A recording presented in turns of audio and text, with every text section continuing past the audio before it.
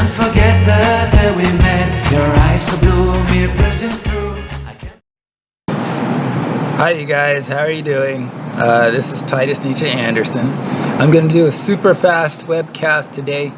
I shot one earlier, but the audio didn't work. I put an earpiece in my ear and a microphone, and it's supposed to improve the sound, and it didn't record anything at all. And now I'm like totally spent and I don't feel like doing this all over again. So I'll do it properly again later.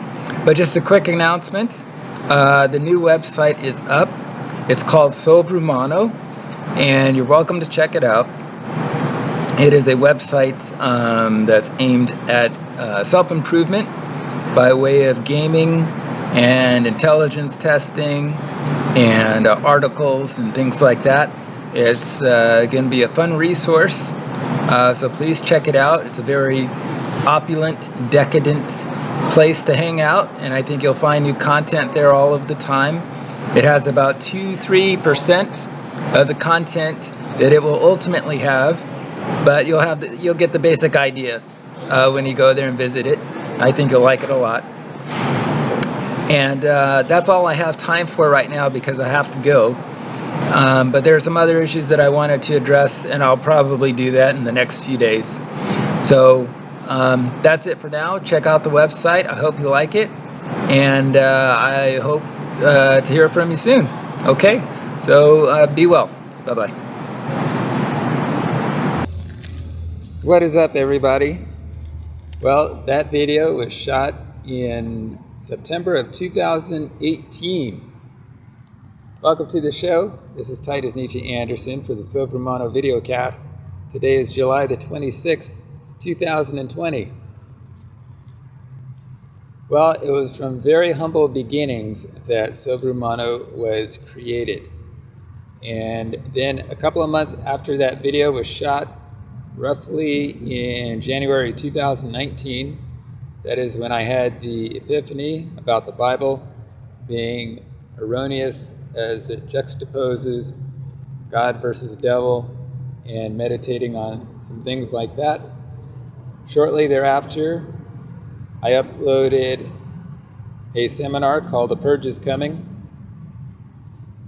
onto YouTube, which is still there, and that basically outlines the whole idea of a purge, why it's necessary, and who should participate, and things like that. The name Sovrumano was decided by me as I was looking for something unique to name the website. And it was a neat name. I had never heard of it before. The original idea for the website was just a PC gaming site aimed at self-improvement as its principal focus. Since then, the website has become the most successful intelligence agency of all time. And the more I worked on personal strategy and my own personal situation, the more I got distracted away from working on PC gaming and streaming on Twitch and doing things like that. My PC gaming equipment was stolen on December 31st of 2018. And that's another reason why I kind of got sidetracked into working on personal strategy over gaming and game theory. So for the purpose of this video cast, just very quickly what I wanted to do was recap a few of the ideas from the previous video casts, and I also wanted to revisit the idea of the purge. So some of the key ideas in some of the blogs and the video casts are things like the zero-sum bias,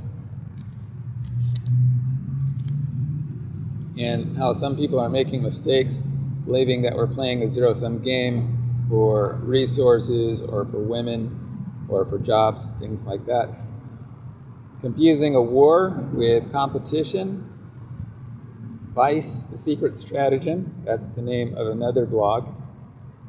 And the occult versus Sovrumano. I also showed you how to read covert threats.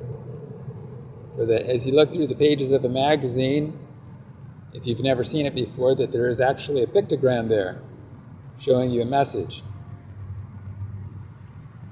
These pictograms are not just in magazines, they're also in movies and in billboards, TV shows, television commercials.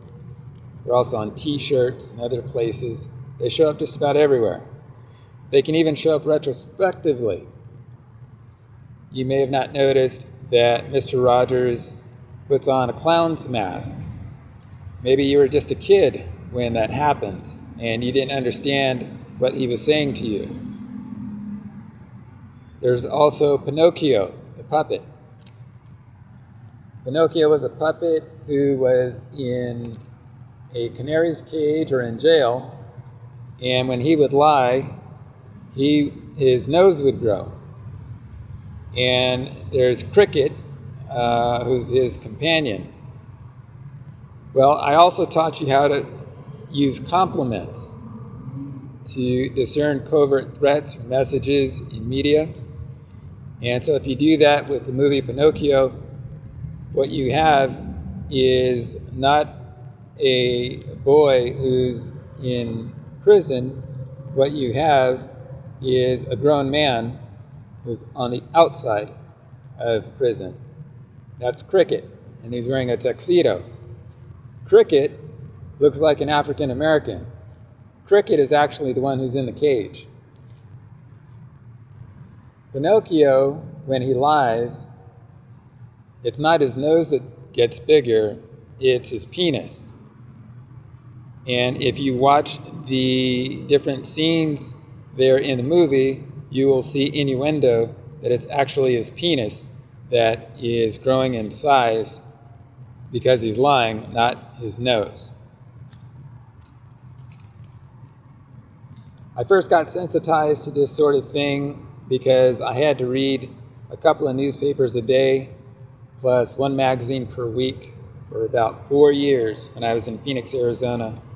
That is because of Operation Bird Dog. That is a government project that currently has me stuck outside here against my will. All right, I also taught you how to see body language and how to read that with things like hugs and kisses, which means X's and O's, which means skull and bones, heart attacks, the head banging, it's for pain or for heart attacks, and that these things can show up in all sorts of places. Also, the two-finger gun as a sign of Satanism that shows up in movies like Joker, The Avengers, and in other places. Some of your favorite actors may not be who you think they are, or may not stand for what you think they did. On the other hand, actors and artists take commissions to make art for all sorts of patrons.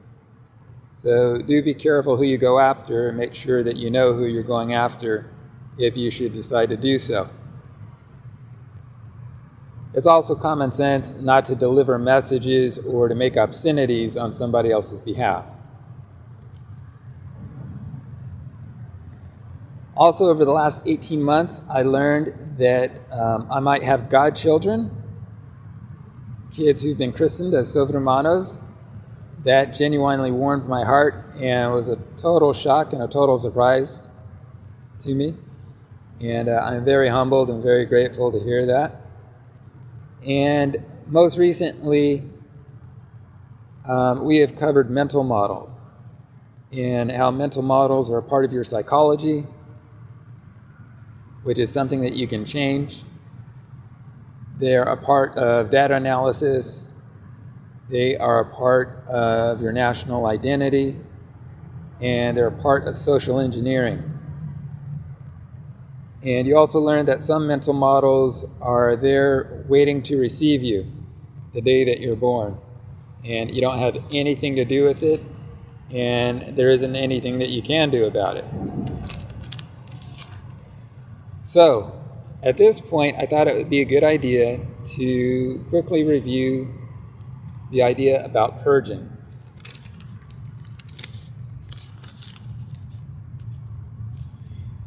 The Purge seminar was a result of reflecting on the causes of suffering and some basic schematics on the Bible, on white supremacy, on scientific racism.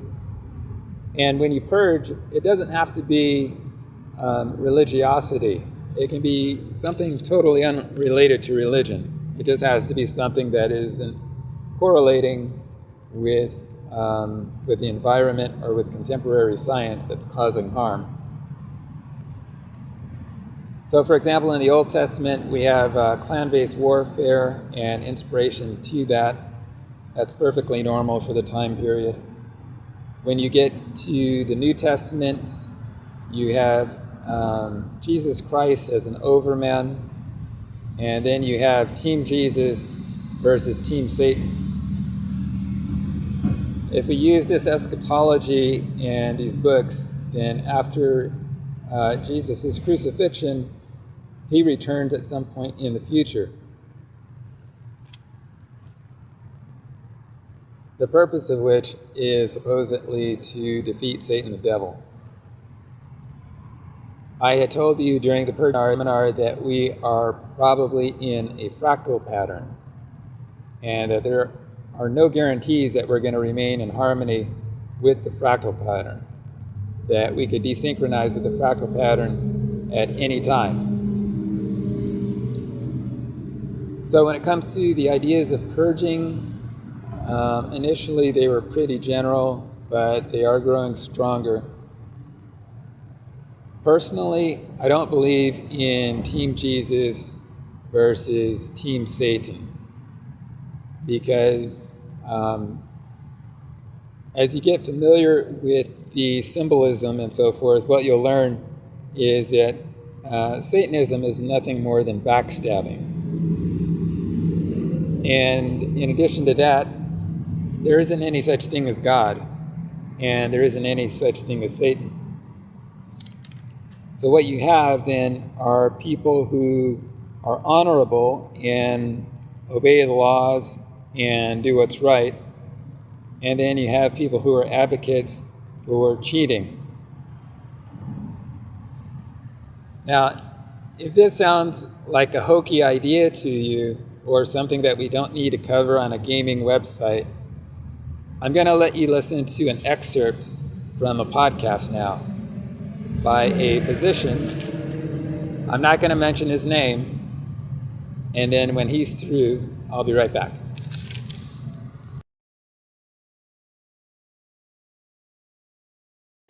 Figure out how you're going to manage it. Non-malignant management is going to be treat the primary condition, potentially do some pleurodeces. Malignant ones, you've got a long road ahead. Our Osler quote for today is from his Principles and Practice of Medicine in the chapter of Diseases of the Respiratory System in the section of acute pleurisy, where he says, quote, "The voice sometimes has a curious nasal squeaking character, which was termed by Lennox as agaphony, from its supposed resemblance to the bleating of a goat." And I like this because Lennox was the one who had first created the very first stethoscope. So he did a lot of chest listening, and he termed agaphony because egophony is the Greek for sound of a goat. So that's kind of that E to A change kind of actually does sound like a bleating of a goat. And I thought that that was interesting that Osler quoted him. The Cottage Physician has a section in their acute pleurisy where they talk about what they can do to help promote the absorption of effused fluid, where they say, quote, "For promoting the absorption of the effused fluid, as well as for preventing its further secretion, counter-irritants are used, such as blisters, eruptions, liniments, tinctures of iodine." Okay, so you heard it there from the doctor himself. Let me cover with you a few quick reasons why you may want to consider purging again. Number one, the books don't match the environment anymore. Clan-based warfare doesn't scale, foreigners are not necessarily enemies, and genetic relationships among each other has been proven. We're all very closely related to each other, not distantly related to each other. Number two, You don't know who wrote these books or why they wrote these books. Some of these books are really, really old, and some of the ideas in them are hundreds of years old, sometimes thousands of years old. To the best of my knowledge, the worship of bulls goes back to the Hindu temples in India. And from there, it goes to Israel. When it gets to Israel, it turns into a form of Satan worship. That continues through the New Testament. You could be purposely miseducated to support your country, to support your family, to support the military, to support your church, to support a pop singer, or to support Apple Computer or a political party, or any number of things. Number 3, you could be funding your own terrorism. If you're not careful, you might be sending money to a political party or to a president or to a church that's literally planning to murder you one day. Number 4, movie theaters are not the only place where you can have ideas ratified like Family First versus Rage Against the Machine. Dual messages also come up in places like magazines, books, seminars, podcasts, church services, and things like that, where one audience hears one message and another part of the audience hears something else. Depending on the context, there could be legitimate reasons for that, because some of those places are open to everybody, but not everybody is welcome there. So there can be some integrous or legitimate uses for dual communication. So those are some of the reasons that I wanted to impress upon you for revisiting the idea of purging and its urgency. I'm really predicting that in the future, people are going to see the Bible and they're going to see churches, and any talk about Jesus or Satan is literally going to be offensive. They don't exist. Neither God nor Satan exists. So when you advocate a philosophy of backstabbing, that's all it is. That's all Satanism is. When you advocate a philosophy of backstabbing, what you're doing is you're advocating treason and betrayal. That's all it is. Judas Iscariot betrays Jesus Christ in the New Testament for 30 pieces of silver. When you see the Eye of Horus on the back of the $1 bill, that's the Ion of Horus. What they're trying to tell you is that this is a time period of Satan, a time period of betrayal, or a time period of treason and miseducation. That's literally what those symbols mean. And they're telling you up front that I advocate treason and I advocate cheating. That leaves those of us who are honorable and who play by the rules in quite a situation. In the book of Revelation, it says that the woman who was riding on the back of the great beast 666 was drunk with the blood of God's people and the blood of those who bore testimony to Jesus. She has been described as a bride unfaithful, and that even though she has been cast out, she won't leave, and she continues to claim to be queen. Does that sound familiar to you? That's a ripoff. That's a ruler in parallel. It also sounds suspiciously close to ethno-cops, who are trying to be a ruler in parallel with the United States federal government and trying to rule covertly. So when I tell you that I am here to demarcate the beginning of a new era, it's not because I'm isomorphic with the Buddha and with Jesus Christ and with Shiva and with the Ubermensch. Although I happen to be isomorphic with those people, as well as Samson and Joseph from the Old Testament, possibly Abel. I'm telling you those things because you're educated now, and because it's up to you to make a difference. And it's up to you to say, I don't want to play along with this. I didn't realize that this is what was going on, or that this is what you guys were advocating. There is no team Satan and versus team Jesus. There's law-abiding behavior versus criminality. And that's all Satanism is. It's advocating cheating and lying and stealing. And that's what the mental model that you're born into is doing to you. All right. So you say, Titus Nietzsche, I am ready to purge. What do I do? Well, if you're ready to purge, I can tell you that that's a great thing to do, and to make sure that it's safe for you to do so. I told a lot of people that if it's going to isolate you from your friends and your family who go to church, then it may not be safe for you to purge. If you live in a land that's deeply religious, like Israel or somewhere in the Middle East or something like that, trying to purge may get you killed. So obviously it's not a good idea for you to purge. Sometimes you just got to hang in there. You just got to survive. It's shape, survive, synchronize. And so you may just have to wait it out until the right time comes along. In closing, I want to tell you guys that I am not Pollyannish or naive. One of my favorite rock bands is Godsmack. I did a lot of partying in Scottsdale and some partying in Beverly Hills.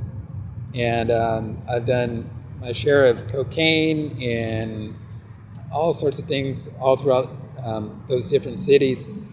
And I'm not naive. I'm not telling you that you can't enjoy yourself. I'm not Jesus Christ. I'm not here to judge you morally or any of those things. That isn't necessary. It's really intelligence above all.